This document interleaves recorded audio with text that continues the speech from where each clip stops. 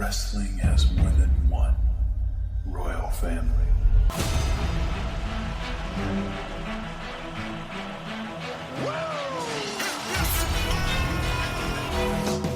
Acknowledge me! And we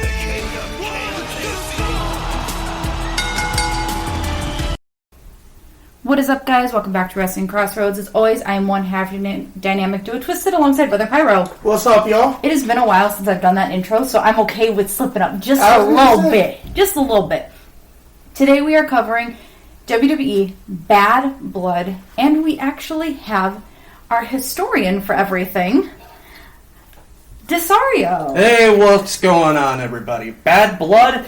Who all is excited about this? Oh, yeah. I'm very excited. So, I'm ready for it. Mr. Desario, give us a brief history on this pay-per-view, because there hasn't been many of them. No, it's been quite a while since we've gotten one. Yeah, it's been almost, it has been 20 years since we've had the last Bad Blood, actually, back in 2004.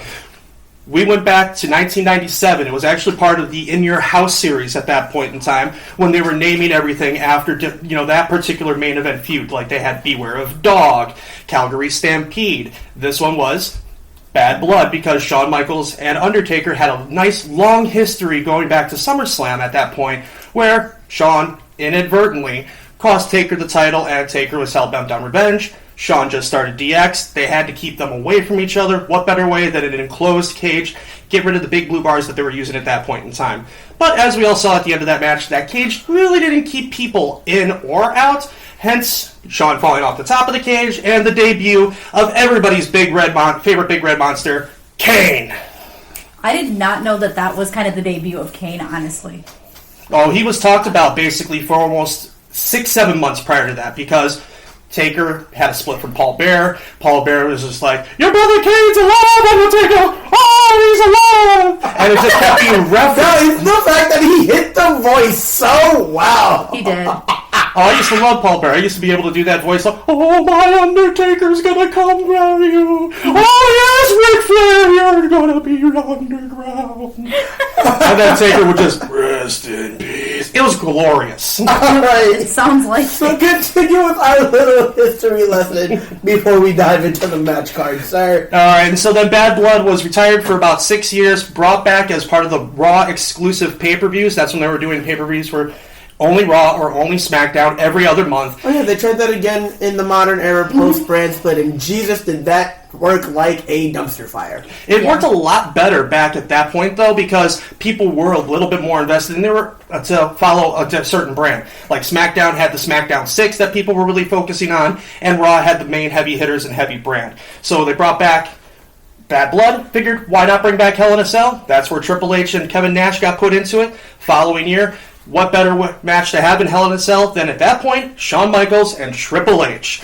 Only one of those 3 Hell in a Cell matches had a title attached to it. So you could be in a cell, it just had to be a bitter, personal feud, which brings us to today.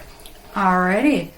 Well then, that's an awesome history lesson to know that, it's culminated from this, which, I kind of agree with Pyro on one thing about the fact that Hell in a Cell should never have been its own pay-per-view, because you barely got any Hell in a Cell matches, and this needed to be for a blood feud. So I get why it was brought and culminated in a, pay-per-view called Bad Blood.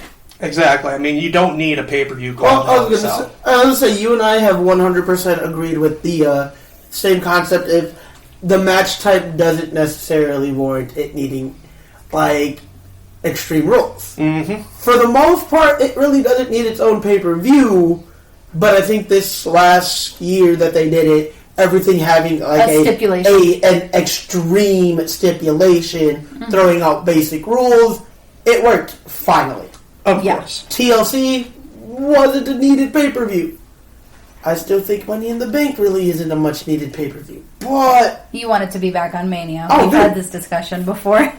and because there is no men and women, you gave me one on one night and one on the other, and we call it a day. I mean, I agree full-heartedly with that, honestly. No, Cesario? I definitely agree with the whole concept of you do not need branding pay-per-views. But remember, that was a Vince thing when the PG era really came through, where we have to sit there and call the pay-per-view what it is. damn it, we're gonna call this one TLC. And then everybody knew what the heck the main event was gonna be. I mean, you don't need that. If you tell a good enough story and you build enough proper storyline, you don't need to sit there and dumb down the names of your pay-per-view to the lowest common denominator to draw an audience. I mean, that's why we're in the Triple H era, and things are slowly moving forward, thankfully. So, to start out our pay-per-view, Women's World Championship, Liv Morgan defends against Rhea Ripley. Dominic Mysterio will be suspended above the ring in a shark cage. Who is excited for that? See, and it's funny because we were talking about, me, you, and Flash. Mm-hmm. I think it was last week we were talking about people recently in shark cages. We've seen it with Kevin Owens and Jericho. Mm-hmm. When Jericho and Owens were all buddy-buddy. Yes. We got to see it with Enzo a few years ago. Mm-hmm. I went further back and found a list of 22 other people. I remember you found out that Chris Jericho... Chris Jericho has been in it multiple times. Chyna's been in a shark cage. Paul Heyman. All three Pauls. Been in a... Yep, Paul Heyman. Paul Bearer. And, blanking. Ellering? Yes, thank you. There we go. I was going to say, I can't think of the name. You would be the one to go to for that, sir. I know, I'm just like, I'm thinking, I know. Yeah. But, like, the amount of people that have been put in that situation, I think this is a really fun concept. And Adam Pearce making this, dude, I'm afraid of heights, I'm claustrophobic, please don't do this. Dude, you've interfered with every women's title match I've had. Since before even Liv was champion right. At this point. No. It's either suspending you up or we're suspending you out of the ring. And by at that point, you just don't ban him from the building. Yeah, like that would keep him out. Although he did try to say that it wasn't him that sat there and interfered, it was Nick. Yeah. I love that R-Truth took to social media and then I was like, yeah, you tell him, Tom. Oh my god, R-Truth is a national treasure. Please protect that man at all costs. But going through our predictions, all of us, aside from Desario here, have chosen Rhea Ripley to get back the championship, Liv Morgan to retain on your end. Your reasoning? Mainly because Rhea, I did struggle a little bit with it. Not too much, though, just a little bit. And Rhea is so imposing, so dominating. But you know Dom is going to find a way out of that Shark Tank some way, shape, or form. I think it was, Enzo that ended up dropping right through the top there. Or Chyna bent her bars.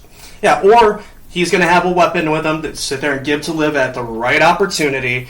Rhea is going to be titleless or directionless for a little bit until Rumble, where she wins the Rumble and then she goes on to WrestleMania to challenge for somebody. Whether it be Liv or somebody else, who knows?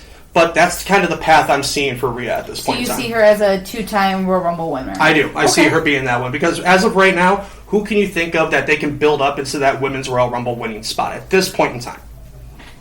Brother Pyro? I'm thinking... The only one I can think of, had she not won Money in the Bank, would be Tiffany Stratton. Honestly. Had she not won the title, the Money in the Bank. Has she not had the briefcase? Yeah, I could totally see her. I could also see that with that. I could also see maybe a little bit of a, if they choose to really believe in her, have her win with that briefcase still intact. Yeah. Now you just increases your odds of being champion. I mean, I totally agree with that. I see, if there is a weapon into play, like you were saying, Rhea being the one to pick it up, because anytime Dom has introduced a weapon, it's always been Liv that's been looking for it. It's always Liv that's benefited. I think this is the one time it backfires. Yeah. And again, reclaiming the title she never lost. No, I get that. And I really hate Liv's character right now because it's too Valley Girl-esque.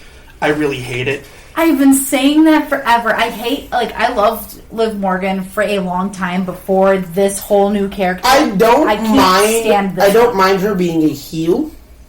Don't give me such generic heel. Yeah, it's you like mean I just talking like this. Don't give me like if they gave her more substance, I'd be a fan. She's like a heel that I just decided to create on 2K.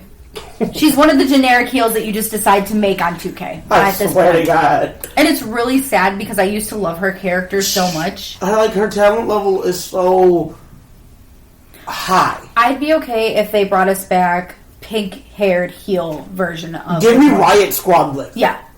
Riot Squad Liv was cooking. But they never pulled the trigger. And honestly, I think Riot Squad Liv would work so well with Judgment Day pairing, with the Judgment Day pairing. I agree. That would 100%. I was like, I can't be the only one that's thinking that right now. Oh no, you got both of us on your side for that, definitely. That's not going to happen very often. No, it isn't. So take it while you got it. Especially, no, like, dude, I've had many conversations where I've been at odds with you, I've been at odds with him. It's ridiculous, but Going into our next match, Desario, you're going to take us through it. All right, so speaking of Hell in a Cell, as I was doing so earlier, I'm going right into this one. CM Punk, Drew McIntyre, a lot of history, almost a year in the making since Punk came back to the company, and you saw immediately that little spark with Drew, even though they were trying to pivot to Seth, but unfortunately the injury to Seth and Punk kind of derailed that. So, we had going from Rumble to now. I think it made sense, though, to pivot because it was Drew that caused the injury. Oh, yeah, Drew causing it at So Rumble. I think it made more sense once it happened. Like, that wasn't the right move. Yeah, it was the right way to pivot. They've had intense matches and interactions backstage no matter what. This feud can only be decided inside of that cell. It just makes too much sense. And the promos right now leading up to it, they have been fire. You are anticipating blood. You are anticipating violence. I mean, anticipation of death on CM Punk's part. I know, He's right? already said it. He's going to send somebody home in a box. Whether it be him or Drew. Somebody's going home in a box. As long as it's not Larry. Yeah, not Larry. No. Not Larry, not AJ. No, not at all. Drew. Somebody's in a box. I hate you so much right now. You know what they need to do? They need to take a little copy from AEW, and Punk needs to come out with a body bag. Oh my god. Like Jack Perry did? Yes. That would be awesome. With the Darby match, yes. Oh my god. That would be beautiful. Please. But going into the predictions here, surprise, surprise, just like the last match, there's 5 on one side, 1 on the other. I would be the one with Drew McIntyre. Everybody else is going with CM Punk. Brother Pyro, why don't you take us into the reasoning for Punk? Well, what you saw was torn between an answer. I really just gave Punk to give a name, but like I genuinely feel like win or lose, Punk doesn't hurt from this, and neither would Drew. And I do like both of them are going to be able to recover without an issue. I think it works out well regardless. Because you know you have more time with Drew, especially because he did just sign his extension. You have more time with Drew to build him back up to that top spot. I think you let the ball roll on Punk just a little bit because, let's be real, he's getting up there in age. We don't know how much longer he's really going to be able to keep going in ring physically. I'd like to see him reach the top of the mountain under this new era one time before he hangs up the boots. Okay. Plus, I think it's a full circle moment because given the bad blood he's had with the company and with Triple H, him being top guy in a Triple H run WWE would be a really fun and really nice full circle moment. No, I get that one. I totally agree on that. And I'm kind of with you on the whole being torn back and forth between both guys. And while I do agree also that it doesn't hurt either person to sit there and lose this match, I think it hurts Punk a little bit more it hurts Drew a little bit more to sit there and lose this match because Drew has been doing nothing but losing this year. Think about it. He's also done nothing but cry for the last year and a half. But he's also right. He's also right on crying because he has been getting screwed. And in the times that he wasn't screwed, he was still crying when he lost. I choose to ignore that. Yeah. Of course you would. Just like The Miz. If The Miz were in a losing streak, and it were because he was screwed or not screwed. First off, the Miz has never been on a losing streak. Never. Oh, okay. Never. Didn't he lose his titles? I remember R-Truth losing the titles, but not Miz. Oh, okay. So it's only a one-person team. Yeah, pretty much. That's why he had to kick him to the curb this past Monday. I was going to say, how do you feel about that heel change? I love it, and I love Truth's rationale afterwards. Maybe he thought I was still in the Judgment Day. That's not Miz. Oh, yeah, totally. Because half the time, Truth didn't even know he was in the tag team. Himself. Yeah. So, dude, night after Mania, he came out and celebrated on Raw with the tag title. Like, I don't even know what tag team I'm in. With the rest of the Judgment Day. But off topic, honestly, I 100%. I don't think it hurts him as much, though. As much as I genuinely don't think it hurts him as much as you feel it will. Because again, plus if you're going to circle Rollins into the eventual mix with Punk, which we know is going to happen, which you know is going to happen, because again should have been the first feud. It should have been going into Mania right after his return. Yeah, you're gonna want Punk to continue to build on the credibility and justification of putting him in that top spot. So what do? You have him beat the last. Drew was he has been a world champion in recent years. Rollins was the inaugural world heavyweight champion in the return of the belt. So you wanna give him those build-ups. Yeah. Because then at that point you're pulling a Tony Khan and why do we care about this? Why is this guy getting a title opportunity or whatever? And like there's no rhyme or reason for it. Because he was ranked in the top 5. There's no build. No, for real though, like that's exactly what it is. Just because like even with the ranking system in there, your win-loss record really didn't matter. No. If you were ranked within that top 5, or if he just liked you enough, you got that. You got him in the title picture. Mm-hmm. I get it. I get what you're saying. Have him. He's beating when Drew, it comes to the world of pro wrestling, storylines and title opportunities. What is my biggest reasoning? What is my biggest saying? Make it make sense. Yeah. This is how you make Punk being in the title picture make sense. Okay, I agree with you. And did you want to add anything onto this match as well? No, I mean, you guys pretty much said it all, honestly. I just kind of stood back and let it happen at this point. We appreciate you letting us have this rambling.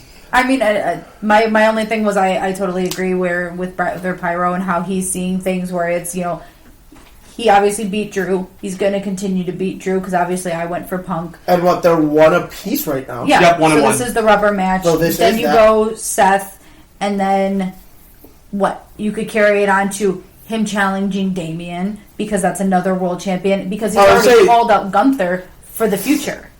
And then that makes it to where you build to that. You could easily have people in Punk's back pocket to help him dethrone Gunther eventually because you want to see him at the top again. That's how you do it because I don't think clean Punk beats Gunther. I don't see it clean. Because of the age and the way that he's getting up there, I don't. I really want to argue with you, but like, once you can't. No, because like watching back his strap match, he struggled with Drew, and I think it's the age and Drew being a bigger guy, larger man in stature. Gunther, like them being larger men in stature. I think the old age is really kind of. That muscle mass that he once had, where he could just without. Sadly, it's kind of seeming the same way for John Cena at this point. We still have him for a year. Yeah, the next year. We haven't seen him at all since he made that announcement that he's retiring next year. So who are we talking about? I can't see anybody. Yeah. But all right, I'm going to take us into the next match on the card. If you guys also, please. Women's Championship match, Nia Jax, Bayley winning the opportunity to get here via, there was the Tornado Tag match where whoever picked up the pin would get the opportunity. Both Naomi and Bayley got pinned Nia. So they call this one-on-one match. Winner gets Nia at Bad Blood. Personally, I think it made sense to have Bayley in this situation. no disrespect to Naomi, her time is coming, but there's already a story there with Nia and Bayley. Bayley, being dethroned by Nia at SummerSlam. Yep. It makes sense. So going into this, we are split pretty down the middle with myself and you taking Nia. Hex and Cauldron and Flash have Bayley, and Mr. Desario has said, screw both competitors. Tiffany's going to cash in. Tiffany Stratton walks out of Atlanta, women's champion. I think Cauldron and Flash are the only two that didn't predict the cash in. No. Flash does not think that there's going to be a cash in. He thinks, if anything, it's going to be a tease. That'll be what gives Bayley the oomph, but he does not see a cash in. See, you've been giving us the tease pretty much since she's won the briefcase. Mm-hmm. And it is becoming more and more apparent that Tiffany is struggling on keeping that promise of, hey, I got you this the custom briefcase, you got a promise to never cash in on me. And after watching SmackDown last night, I don't think it's a tease. I think you actually... Wasn't there a point where Nia had said to her that she should be watching the other title because that'll be the only one she's able to cash in on? Yep. That'll be the successful cash in. Yeah, she said focus on Liv. Focus on Liv. Corey and Michael Cole did bring up all other good points. There's two more women's champions that she can still cash in on. That's true. Trelawney Jordan, women's North American champion, Roxanne Perez. Don't put her back down to NXT. She has done such great work. Oh no, she has done way too well. However, if we're putting her down to NXT and she's taking a title, please take it off of Kalani. You know how much I hate Kalani, Jordan. Oh my God, I knew the minute you mentioned Kalani, we were going to hear this. Oh, I did too. I was waiting on it. That's why I mentioned it. Y'all know how much I hate Kalani, Jordan. I can't stand her. She has no character. The biggest thing she has is... there's a term I picked up from you. You really like to use it. What is it? It's a certain type of heat. What kind of heat am I... That's right. X-Pac heat. Which is essentially go away heat. Or, no, there was another thing. It's a house cleaning tool. Kind of sucks up dirt. Yeah. Help me out here. I know what you're going. Human vacuum cleaner. Sucks and blows at the same time. A charisma vacuum. She has no character aside from nobody can do it like Lonnie. I can see 15 other women in the locker room that can do it better than Lonnie. If you were actually able to do the training, I'm pretty sure you would have been able to do it better than Lonnie. Thank you. But anyway, charisma vacuum. I mean, I have people listening to me just fine. I mean, we are sitting at just under 1,600. So, anyway. But, no, honestly, after last night, though, I don't see why you keep teasing it. You give us the cash-in. And you make it a successful cash-in, because, you know what? Hasn't been around long enough. Bad blood. What is this is, every part of this, every aspect of this story is rooted in bad blood. Bayley Nia, bad blood via you took my title.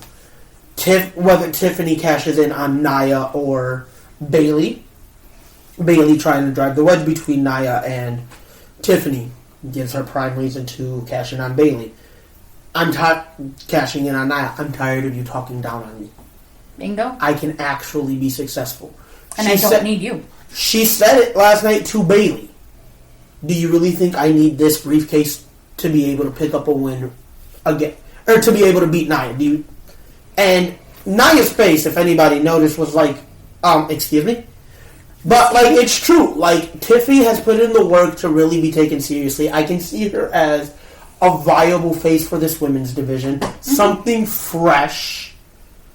Rather than the women that they keep rotating between. And honestly, I think, I love the Triple H era of I want to focus on my younger talent. Mm-hmm. It doesn't get any younger, especially in that women's division right now on the main roster, than Tiffany freaking Stratton. I mean, I agree. She's one of the youngest people on the women's roster, if not the roster as a whole. Plus, also the main thing, the crowd wants to love Tiffany. They want to get behind her. You see the reactions that she's gotten at some of the premium live events, especially if you remember Elimination Chamber. She is so, and I think that's what really sold me. Mm-hmm. Because I was hesitant when she got the call up. I was like, I think it might be too soon. Fast forward a couple months, she's in the she's putting in the work, and I'm like, all right, cool. I can see that she's getting better, whatever. And then we get to Elimination Chamber. She put on probably the best showcase of all 6. Mm-hmm. She absolutely did, and the crowd wants to get behind her. What way to what better way than for her to cash in and pin Nia? I was going to say, but for the crowd to fully get behind her in that aspect, it needs to be Nia. It has to be Nia. You can maybe make it work with Bayley.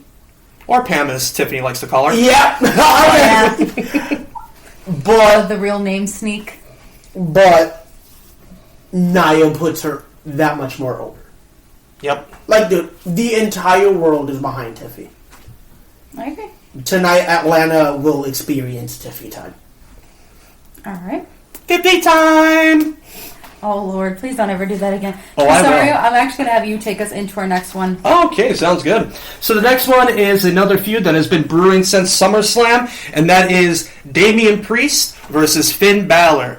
Former members of the Judgment Day stable, or where they claim there was no leader. Well, over the first 6-7 months of this year, we found that to be not true. Well, let's be real. Rhea was the leader. Exactly. That's why I was saying that was not true. But then when Rhea went down with injury and was gone for a little while, it was Priest that stepped up. Mm-hmm. Didn't really sit too well with the rest of the members of the Judgment Day. And so the 2 original members to the faction took charge when the group needed direction. It's all because when they took out Edge initially, Finn thought he was supposed to be the one on top, and everybody was just like, yeah, sit down, kid. It's okay, we got this. It's like, there's the kiddie table right over there. You go have fun, little buddy. Same thing with Bobblehead when he came in. I can't stand him now. You know I used to love Jordan Devlin. I wish they never would have given him the name change, to be honest. Nope. I wish he would have came in full on Jordan Devlin, Irish Ace. Dude, he would have Irish Ace, Jordan Devlin would have been so over. He actually would have succeeded as a single star. Yep, I agree with that. I like the Irish Ace a heck of a lot better than JD McDonough. Although McBobblehead. No. To quote Pat McAfee, JD McDonough. Although he did provide a very memorable experience with the Super Bowl ring being punched in his face back a few months ago. That was pretty cool. Oh, yeah. That was beautiful. So anyways, going into the predictions on this one, it is almost unanimous. One person, again, I'm feeling it straight. Oh, wait a minute. I'm not the one person that's an outlier this time. Everybody is going with Damian Priest, except for Brother Pyro. Oh, that. Yeah, it's not very often you're singled out. No, it's not. And it's not very often that me and DeSoro are on the same page. Yeah. I don't know what's more surprising is the one that I'm the odd is the fact that I am the odd man out, or the fact that you two have somehow managed to agree on a prediction.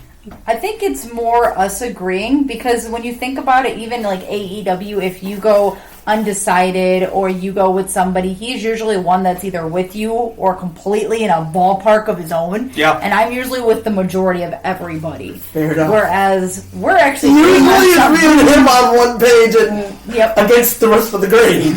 Or it's me and you, where he's completely, again, ballpark of his own or with the majority. But never us two together. No. Alright, y'all, document it that it happened for the first time on the podcast. Desario and Twisted on the same page, October 5th, 2024. Thank you. Okay.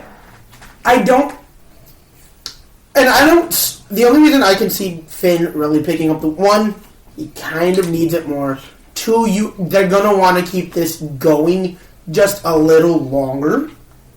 You sound like Desario for the last pay-per-view. Yeah, it kind of does sound familiar.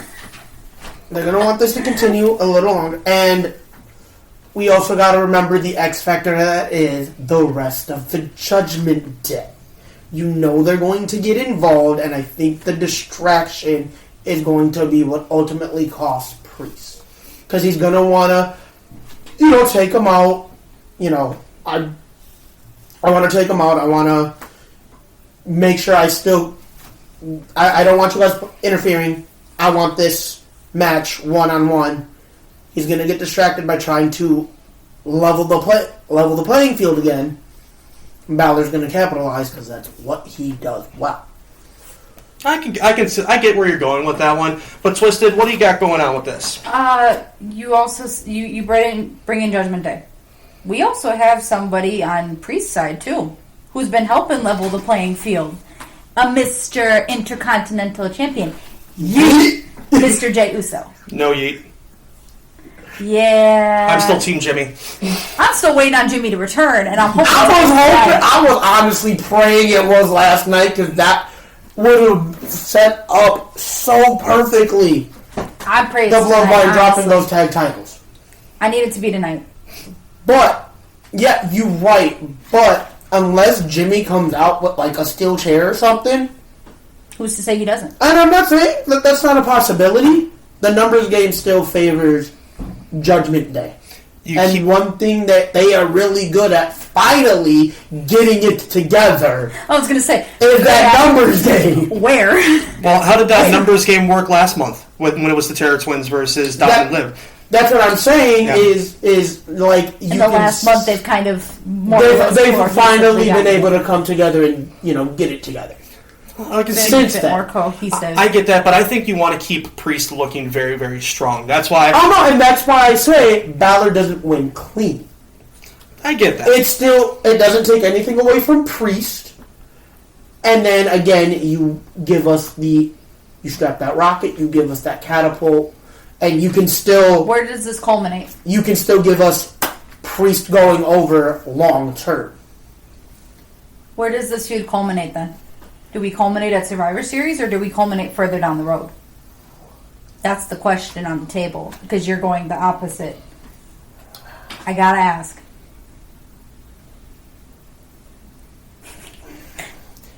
I think we get one more at Survivor Series. One more at Survivor Series, and that's the rubber match. That's make it like a steel cage match. That way, because think about it, you have Priest and Rhea win over in that mixed tag match. Yep. You give us Balor here. You have justifiable means for the rubber match. And it might actually mean something just a little more. Okay, but if you're going to do the steel cage, it can't be at Survivor Series because they're already going to have the war games going on right there. So it would have to culminate at Crown Jewel at that point. I forgot about Crown Jewel being the the in between. Can we be magic and have an intergender one? We're not. I don't think we're ever getting that again. Survivor Series. We just have an intergender. I don't think we're ever getting that. I don't think so. I don't think we're ever getting intergender matches again, and that sucks. I know it really. Does. I need to see Rhea Ripley headbutt a couple of these men in the face. Well, I'd like to see what Liv Morgan could do against, if she gets the opportunity to go against the other men that could be on Damian and Jay's side, because you put Jay with that. I don't care about the Bloodline feud. You put Jay with that match. Or he pulls double duty and he does both that night. But I'd like to see what Liv could do against the other men, too, because we know what Rhea can do. Or, we did get the Wyatt 6 American-made 8-person mixed tag Extreme Rules match some weeks ago. The mixed tags are probably about the best you're going to get when it comes to intergender matches or anything else like that. Yeah, dude, and I remember a time when we did intergender matches. Yep. China was very, very consistent with doing a lot of those things. Asia, WCW, Jazz down in ECW. So, it used to be the norm, but unfortunately, that was 20, 25 years ago. I was going to say, but now everybody's all PC and you're getting shut up. Shut up. Cry me a freaking river. Get your head out of your butts. Go back to mommy, a snowflake. Right. Quit being a snowflake. Give us what we want. Well, you remember on the lowest rated and lowest purchased pay-per-view in the WWE era when they had that mixed tag matchup, Seth Rollins and Becky versus Lacey Evans and Baron Corbin. Baron Corbin received death threats for hitting. End of days. And it's funny because it was Becky's idea. Yeah. That drew so much heat, but it also got the wrong amount of publicity from certain aspects. And WWE being a public company with Endeavor and TKO, they're not going to risk that again. That's really sad, though. I mean, intergender matches at this point is something Dude, that I honestly, think could do really well with the there's a company. few women on the roster I think that can keep up with the men.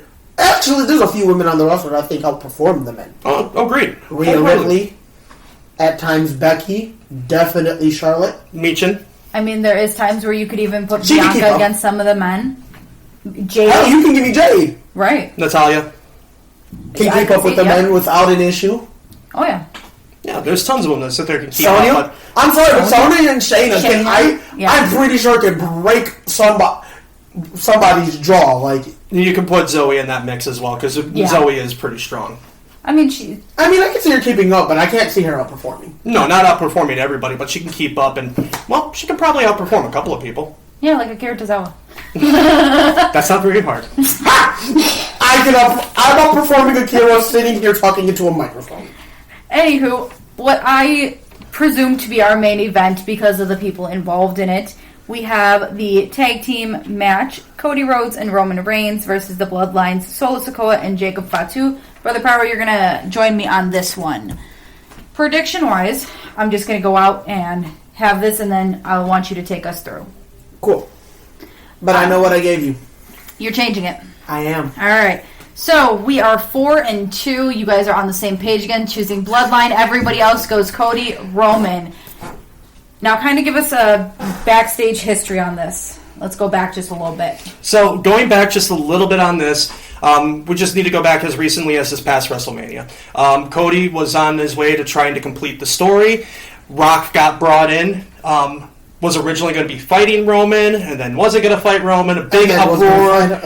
Nobody knew where this was going. Yeah. And also, The fact that it please... swerved did its job. Okay, yes, but also, to anybody that watched the behind-the-scenes stuff on YouTube, I'm assuming I beat you to where you were. Yep, you beat me to Please it. do not believe The Rock that this was his idea to make the pivot, because I'm sorry, but The Rock is notorious for going into business for himself. Absolutely. And so then we ended up getting that match where it was Cody and Seth versus Rock and Roman night one. Rock and Roman won, so it became Bloodline Rules. That just turned into a nice little symphony of a match, a nice Broadway if you really think about it. You had Act 1, where it was just the physicality. Act 2, trying to get the, sympathy and the heat and the build up back in. Act 3, all the cameos, everybody coming in to sit there and get it all taken care of. Personally, I'm going to go back to that. There is one cameo I wish we would have gotten, I'm not mad at the cameos we did get. Agreed. And then, so Roman loses, Cody finishes the story, Roman is now not seen on TV. Well, we need somebody to sit there and pick up as the new tribal chief. So now Solo. Hey, you lost. Heyman telling him in There the are consequences for losing. Now we slowly get the build of now he's trying to roughshod over, what is this bloodline? Takes out Jimmy, introduce Tama Tonga. Mm-hmm. Then brings in Tongaloa. And then we get the Samoan werewolf, Jacob Fatu, which is the one I was most excited for. That was the one you were calling anytime we knew somebody new was, is that Jacob? Is that Dude, Jacob? He signed to the company, is that Jacob? I've been foaming at the mouth for Jacob because he is everything WWE wanted Solo to be, and you know what? They have done a really good job of transitioning everybody's previous role in the bloodline to what it is now. The Tonga brothers, Jimmy and Jay. Mm-hmm. Jacob is what Solo used to be. Solo elevates to Tribal Chief. Roman status. Yeah. I think they have done really well in translating that. Oh, they've done perfect job in that whole thing. Thank you.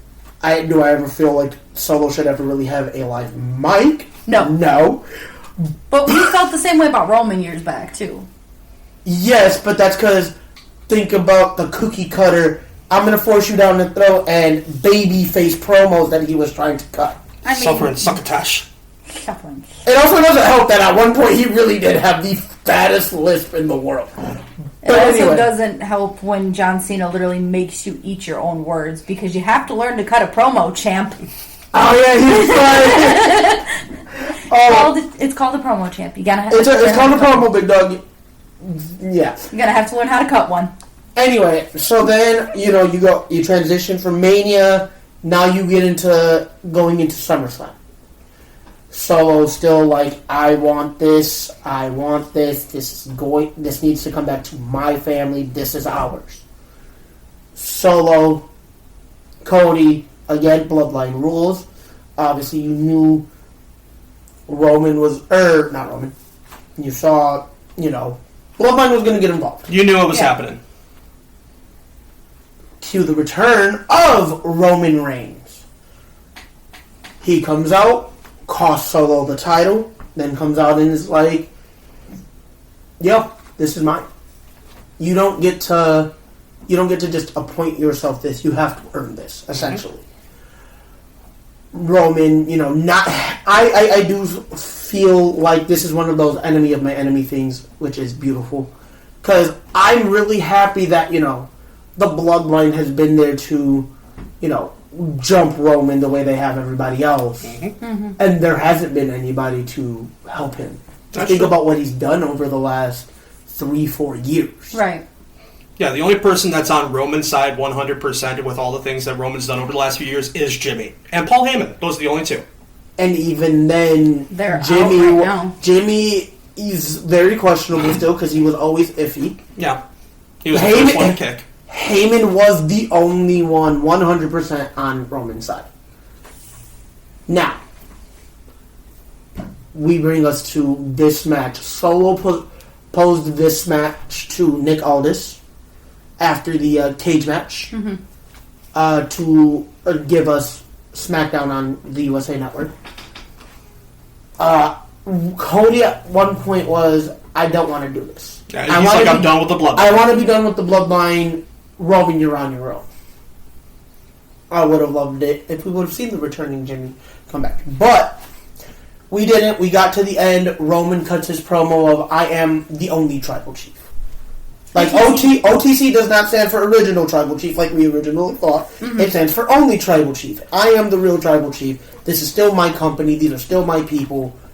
This is all still mine. Still ready. Then Cody comes out and is like, well, it really hasn't been your company or anything since Mania. I kind of have the goal, sir. So, and that, even then, the bad blood between them, put aside to battle the bloodline, great. Now you give us this match. You give us them together. You tell they have their temporary truce. After the Fast and Furious type promo that they cut. It was beautiful, though. It was. I said it. Cinema. Exactly. Now you give us this match.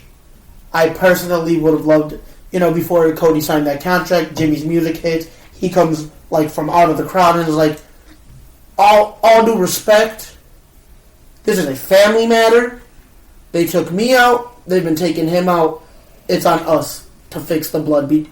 Yeah. To fix the bad blood amongst our family. Mm-hmm. I agree. I wish it would have been him. But, obviously, we still haven't seen a returning Jimmy. And tonight. We need and now we are here. And that culminates Bad Blood. That culminates all of our matches for Bad Blood.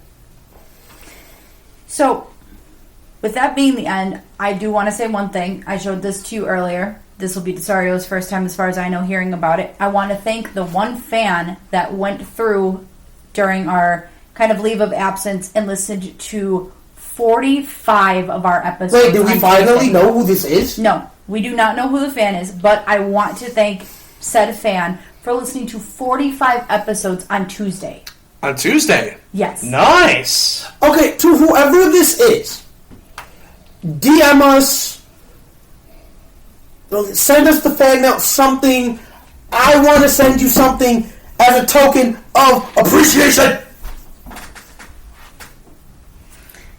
And that culminates. Anything else to say, Brother Pyro, aside from that?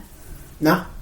Desario? No, thanks for having me back, and if you need another history lesson, you know who to call. Of course. We will definitely have you back. Enjoy the show, y'all. We will see you later. And with that, we are out. Laters.